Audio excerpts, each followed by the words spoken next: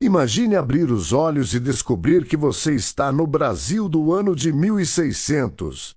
Não existe energia elétrica, água encanada, remédio moderno ou estrada segura.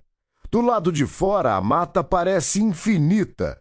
Você não sabe onde está, não conhece ninguém e ainda precisa descobrir a coisa mais importante: quem você seria naquela sociedade. O Brasil ainda não parecia um país como conhecemos hoje. A maior parte das povoações portuguesas ficava próxima ao litoral. Entre uma vila e outra havia enormes distâncias, rios, florestas e caminhos difíceis. Grande parte do território era ocupada por diferentes povos indígenas, cada um com sua própria língua, cultura e forma de viver. Você sai de casa e encontra uma pequena povoação. As ruas são de terra, cheias de lama quando chove e poeira quando o tempo fica seco. As casas são simples, muitas feitas de madeira, barro e palha. No centro, uma igreja marca a paisagem. O sino organiza o tempo, anuncia missas, perigos e acontecimentos importantes. Dentro das casas, quase não há conforto. Os móveis são poucos, uma mesa, bancos, baús e redes ou camas muito simples. A iluminação vem do fogo, de velas ou de pequenas lamparinas. À noite, qualquer tarefa se torna mais difícil. Até conservar alimentos é um desafio, porque não existe geladeira e o calor estraga tudo rapidamente. Na primeira refeição do dia, você pode encontrar farinha de mandioca, milho, peixe, frutas e algum tipo de carne, dependendo da região e da posição social da família. Muitos hábitos alimentares vieram dos conhecimentos indígenas. Outros foram trazidos pelos portugueses e africanos. Mas comer bem todos os dias estava longe de ser garantido. A água vinha de rios, poços ou fontes, e nem sempre era limpa. Uma simples contaminação podia causar febre, vômitos e morte. Sem exames ou hospitais modernos, as pessoas não sabiam exatamente o que estava acontecendo. Muitas doenças eram tratadas com ervas, rezas, sangrias e conhecimentos passados de geração em geração. Uma ferida pequena, uma febre ou uma picada podiam se transformar em problemas graves. Não existiam antibióticos. Os tratamentos misturavam práticas europeias, indígenas e africanas. Algumas plantas realmente ajudavam, outras práticas não funcionavam ou pioravam a situação. Sobreviver dependia de sorte, resistência e acesso a alguém experiente. Viajar pelo Brasil de 1600 era demorado e perigoso. Os rios funcionavam como grandes caminhos. Canoas transportavam pessoas, alimentos e mercadorias. Em terra, as trilhas podiam desaparecer na mata. Uma viagem curta hoje poderia levar dias. Chuva, animais, doenças e falta de comida transformavam qualquer deslocamento em uma verdadeira expedição. Nos portos, chegavam navios com tecidos, ferramentas, vinho, armas e notícias da Europa. Dali também saíam produtos explorados na colônia. O oceano conectava o Brasil a um comércio enorme e violento. Para alguns, os navios significavam oportunidade. Para outros, significavam perda, separação e uma viagem forçada sem possibilidade de retorno. Mais adiante você encontra um engenho de açúcar. Ali, a cana era plantada, cortada, transportada, moída e cozida em grandes caldeiras. O açúcar podia gerar riqueza para proprietários e comerciantes. Mas por trás desse produto, existiam jornadas pesadas, calor extremo, acidentes e um sistema sustentado pela exploração do trabalho escravizado. No canavial, o trabalho começava cedo e podia durar muitas horas. O sol queimava, as folhas cortavam a pele e o ritmo era exaustivo. Homens e mulheres africanos escravizados eram forçados a trabalhar sob vigilância e ameaça. Crianças também podiam ser atingidas por esse sistema. A produção de riqueza dependia de uma violência constante. Na casa do proprietário, a vida podia parecer mais confortável. Havia mais espaço, comida e objetos trazidos de longe. Mesmo assim, o luxo era limitado se comparado aos padrões atuais. O mais marcante era o contraste. Enquanto alguns controlavam terras e pessoas, outros tinham sua liberdade roubada e trabalhavam para sustentar aquela riqueza. Kafele é um personagem criado para representar milhares de pessoas arrancadas de diferentes regiões da África. Ele não perdeu apenas a liberdade, perdeu o contato com a família, a terra e parte da própria identidade. Ainda assim, carregava conhecimentos, memórias, crenças e formas de resistência. Sobreviver também era uma maneira de não desaparecer. A resistência podia acontecer de muitas formas. Algumas pessoas fugiam, outras preservavam músicas, crenças, palavras e receitas. Havia quem diminuísse o ritmo do trabalho, escondesse ferramentas ou ajudasse companheiros. Em meio à violência, surgiam redes de apoio. Cada gesto mantinha viva uma parte da história que o sistema tentava apagar. Fugir era extremamente arriscado. A mata podia esconder caminhos, mas também trazia fome, animais e perseguição. Mesmo assim, algumas pessoas preferiam enfrentar o desconhecido a continuar escravizadas. Em diferentes regiões, comunidades formadas por fugitivos e seus descendentes criaram espaços de resistência, autonomia e proteção coletiva. Muito antes da chegada dos portugueses, numerosos povos indígenas já viviam neste território. Não existia um único povo indígena. Havia inúmeras sociedades, línguas, alianças, conflitos e modos de organização. Algumas comunidades viviam próximas ao litoral, outras ocupavam o interior.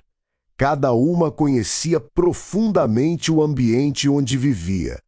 Aira também é uma personagem composta. Por meio dela, vemos um cotidiano baseado em conhecimentos transmitidos por gerações. Plantar, pescar, caçar, preparar alimentos, produzir objetos e reconhecer plantas eram habilidades fundamentais. A floresta não era um lugar vazio ou selvagem. Era território, memória, alimento e parte da própria existência. Com a colonização, chegaram doenças contra as quais muitas comunidades indígenas não tinham defesa. Epidemias podiam destruir aldeias inteiras. Além disso, guerras, escravização e expulsão de territórios alteraram profundamente a vida de inúmeros povos. O encontro entre mundos diferentes não aconteceu de forma pacífica nem equilibrada. Os povos indígenas não reagiram todos da mesma forma. Alguns fizeram alianças temporárias com portugueses ou outros europeus. Outros combateram, fugiram ou negociaram. Havia conflitos entre diferentes povos antes da colonização, e os europeus exploraram algumas dessas rivalidades. A história foi formada por escolhas difíceis, interesses e sobrevivência. A religião ocupava um espaço central nas povoações portuguesas. Missas, procissões e festas marcavam o calendário. Padres também participavam da educação e da tentativa de conversão dos indígenas. Ao mesmo tempo, crenças africanas e indígenas continuavam vivas, muitas vezes escondidas ou transformadas para escapar de perseguições. Sem o conhecimento científico atual, muitos acontecimentos eram explicados pela fé, pelo medo ou pela superstição. Uma tempestade podia ser vista como castigo. Uma doença misteriosa podia gerar suspeitas. Sons da mata, eclipses e desaparecimentos alimentavam histórias assustadoras. A noite era um espaço de silêncio, sombras e imaginação. A vida das mulheres variava conforme origem, liberdade e posição social. Muitas cuidavam da casa, dos alimentos, das crianças e de pequenos negócios. Mulheres indígenas e africanas também transmitiam conhecimentos essenciais. Mas a sociedade era profundamente desigual.